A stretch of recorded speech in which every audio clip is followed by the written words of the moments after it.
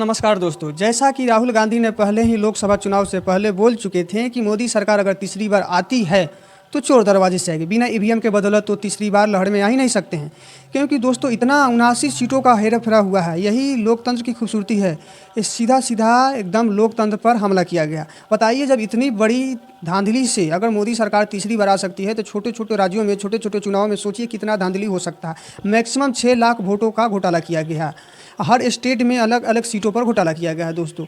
और तमाम विपक्षी दल के नेताओं से लेकर बड़े बड़े सुप्रीम कोर्ट के क्या बोलते हैं जजेस भी ने इस मोर्चा को संभाला था कि ईवीएम हटाओ, वो लोकतंत्र बचाओ, ईवीएम हटाओ, डेमोक्रेटिक।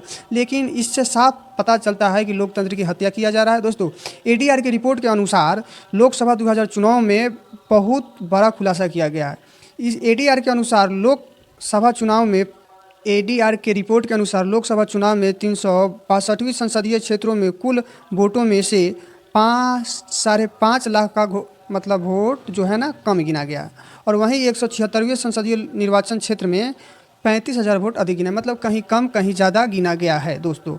और यानी 538 सीटों पर औसत निकाले तो करीब हर सीट पर 300 वोटों का अंतर आता है दोस्तों। इसमें जो 543 सीट था ना, जिसमें से 5 सीट को छोड़ के बाकी 538 सीटों पर धांधली हुआ है। 5 सीट ऐसा है जिस पर नहीं हुआ है। जबकि इस चुनाव में कई ऐसे सीटों हैं जहां हार जीत का मार्जिन देखें तो बहुत कम है। जैसा कि दोस्तों आपने नॉर्थ वेस्ट मुंबई में देखा होगा, मात्र 48 वोटों से हार जीत का फैसला हुआ था। एडीआर के फाउंडर जो है जगदीप धनखड़ छोड़े, उनका कहना है कि चुनाव आयोग चुनावी डेटा में इस गड़बड़ी के साथ साथ अंतिम मतदान प्रतिशत से जुड़ा डेटा जारी करने में हुई अत्यधिक देरी। यानी अभी बहुत सारे डेटा है जो चुनाव आयोग जारी नहीं किया है, और करीब ही कुछ तो बहुत देर से की है। वोट फॉर डेमोक्रेटिक रिपोर्ट में लोकसभा 2024 चुनाव की निष्पक्षता पर सवाल उठाया गया है एडीआर की तरफ से। दोस्तों, रिपोर्ट में कहा गया है कि शुरुआती मतदाता के आंकड़ों से लेकर अंतिम मतदाता के आंकड़ों तक 4.65 करोड़ वोटों की हेराफेरी किया गया है। देश के 15 राज्यों में भाजपा के नेतृत्व वाले एनडीए सरकार को 79 सीटों का फायदा हुआ है। ये है मोदी सरकार की काली करतूती। देखिए दोस्तों, अगर इस तरह रवैया रहा देश का, इतनी बड़ी धांधली अगर इस चुनाव में होता है तो सोचिए छोटे छोटे चुनावों का क्या हाल होता होगा।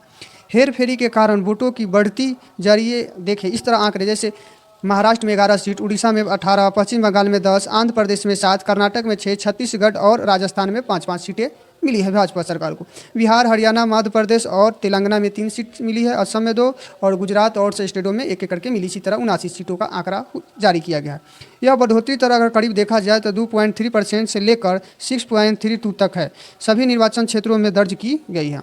दोस्तों सोचिए, अगर मोदी सरकार इस घोटाला अगर न किया रहता, ईवीएम के बदौलत अगर सरकार में हेरा फेरी ना करती, तो सोचिए राहुल गांधी प्रधानमंत्री बनते। और राहुल गांधी जी को प्रधानमंत्री बनने से कोई नहीं रोकता। लेकिन चुनाव से पहले ही सारे लोगों को देखिए, इस भाजपा का एक जो मोहरा था ना दोस्तों, उन्होंने पहले ही प्रचार प्रसार इतना कर दिया जिससे लोगों को लगे कि हाँ सच में मोदी सरकार ही आ रही। देखिए इस चुनावी आर के पीछे कितना खेला गया, ये अब धीरे धीरे पता चला। हम लोगों को पहले से ही पता था दोस्तों कि मोदी सरकार हम की हार रही है, लेकिन अगर आएगी भी तो ईवीएम के बदौलत है, या जो आखिर वही साबित हुआ। तो दोस्तों आप लोगों से यही हम अपील करते हैं, मोदी सरकार की अपनी इस काली करतूती पर अपना प्रतिक्रिया हमें कमेंट बॉक्स में ज़रूर दें। मिलते हैं फिर नेक्स्ट वीडियो में।